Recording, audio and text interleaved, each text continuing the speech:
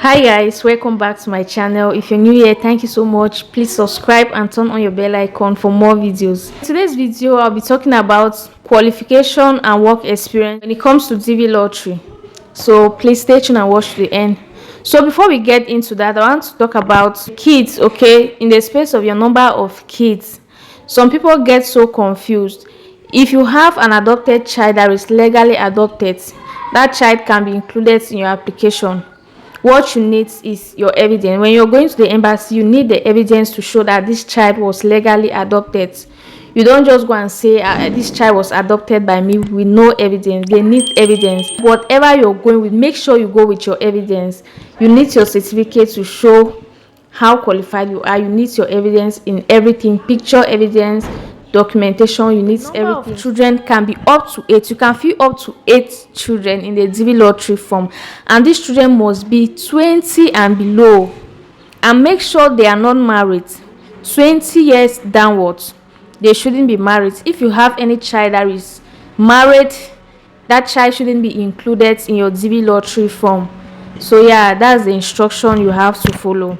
You have to put the eligible children in your DV lottery form, your biological kids, your adopted kids if you have. Okay, you don't have to include your relatives or any child that is living with you that is not for marital status. A lot of people have been complaining that they got married traditionally but they don't have their marriage certificates. They haven't done their legal marriage. So with this, you can apply as unmarried.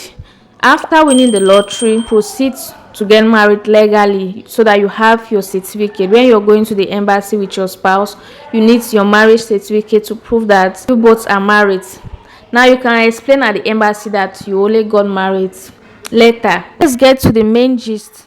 When it comes to your qualification, your highest qualification at the time you are applying for the DV lottery should be filled in that form.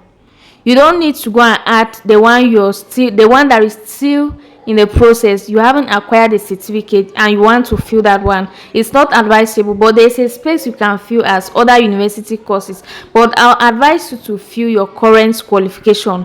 What if you don't get the certificate at the end of the day? What are you going to do? So it is good to fill your current qualification when applying for the DV lottery. At least your high school, your degree, and whatsoever qualification you have, you can fill it there. If you don't have your high school diploma, when it comes to work experience, you need at least 5 years of work experience and 2 years of training. Your certificate has to show that you have undergone training for 2 years. Without your training certificate, I'm sorry, you will not be granted a visa. You need to present your work certificate and you need to tell them your work experience, the number of years you've worked or you've been working. Okay, so someone was writing me that he has been working for the past 5 years in Germany but he doesn't have training certificate.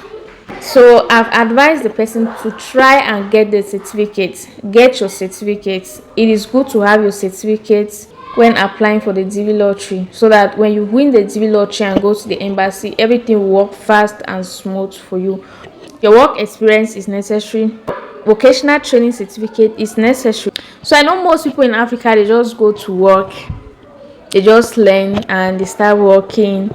Some don't have the work certificate, the training certificate. Go to your bosses, the people you learned the work from, the people that taught you how to do what you're doing. Let them make a certificate for you. The year you learned the work, they should make the certificate. It should be at least 2 years of training. Okay, 2 years and your work experience. So that's what you compile and show at the embassy. So this is what I wanted to share in this video. If you find it helpful, please thumbs up this video, subscribe to my channel, turn on your notification bell because I'll be posting more informative videos. I'll see you guys on my next video. Bye.